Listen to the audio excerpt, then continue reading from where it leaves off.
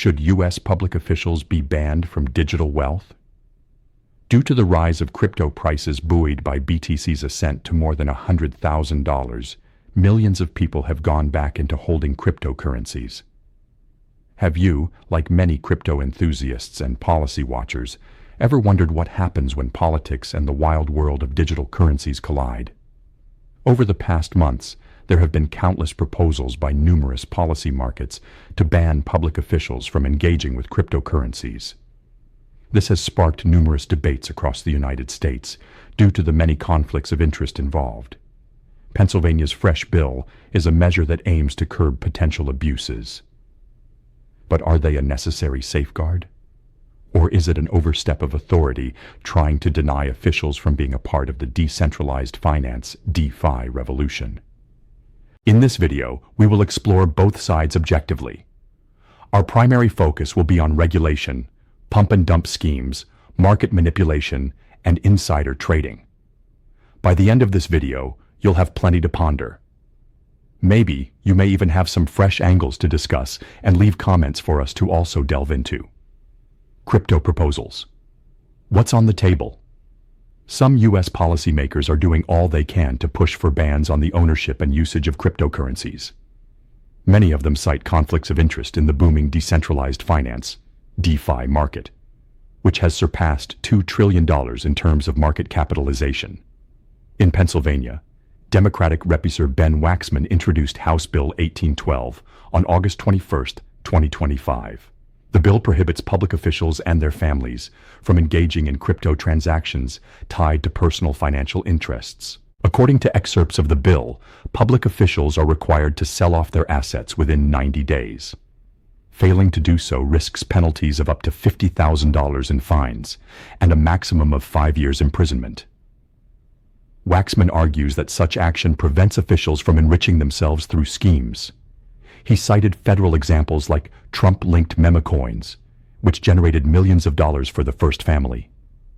Nationally, Senator Adam Schiff, DCA, unveiled the Coin Act in June 2025. The act targeted presidents, vice presidents, Congress members, and senior executives. This bill bans them from issuing, endorsing, or promoting cryptocurrencies, non-fungible tokens, NFTs, and stablecoins. It also reaches out to family members to help halt what he described as corruption in plain sight. Similarly, Senator Michael Bennett's Stable Genius Act requires blind trusts and bars politicians from endorsing digital assets. Other bills, like the Stop Trump in Crypto Act and the Digital Asset Market Clarity Act, echo these sentiments by blocking officially issued assets from exchanges. These initiatives build on the Genius Act, signed by President Trump in 2025, which regulates stablecoins but doesn't directly address official trading. Over the past 3 months, the conversation has intensified as many public officials who are themselves crypto enthusiasts look to blend ethics with innovation. Positives: integrity and market fairness.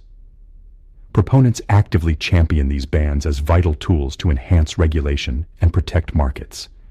First and foremost, they believe the ban will tackle insider trading head-on. Despite the rigorous regulatory standards, many officials often access privileged information on policies that could sway crypto prices. A great example of such behavior can be attributed to shaping policy for the flagship cryptocurrency, Bitcoin. Many senators, who are also BTC holders, could advocate for pro-crypto laws. As a result, they might unfairly profit from the potential rise in Bitcoin's market value, which could erode public trust in the process. They hold the notion that having bans in place will ensure that decisions prioritize the public good over personal gain. Moreover, these measures combat pump and dump schemes. Public figures can hype tokens on social media. Due to their natural massive followings on many social media applications as a result of their positions, these tokens can gain significant value within a short period. Adhering to the basic rule of associating with crypto, they can sell their holdings off, leaving millions of other investors bleeding. The Coin Act directly counters such scenarios by prohibiting promotions. While it may not eradicate all the nuances associated with crypto, it could potentially reduce volatility and shield retail investors from manipulated hype. In terms of market manipulation, potential bans promote transparency. Pennsylvania's disclosure mandates could deter shadowy dealings. This promotes fair competition. Overall, supporters argue these rules align with existing stock trading bans for officials. Many supporters hold the notion that extending protections to crypto's unregulated frontiers and preventing scandals could deepen market distrust. Does a crypto ban lead to risks to innovation and personal freedoms? However, critics fiercely oppose these bans, with some of them warning they stifle innovation and infringe on freedoms. Regulation-wise, an outright prohibition might discourage tech-savvy officials from engaging with crypto. This could lead to poorly informed policies. Imagine lawmakers banning what they don't understand. History has shown over decades that over-regulation can hinder growth, as seen in early internet rules. Thus, the U.S. risks falling behind other pro-crypto nations that have found better ways to address government officials' relationships with digital assets. On pump and dump and manipulation, detractors point out that bans don't address root causes. This is because malicious actors exist everywhere, and existing Securities and Exchange Commission (SEC) rules already target fraud. Who knows? A blanket ban might push trading underground, worsening issues rather than solving them.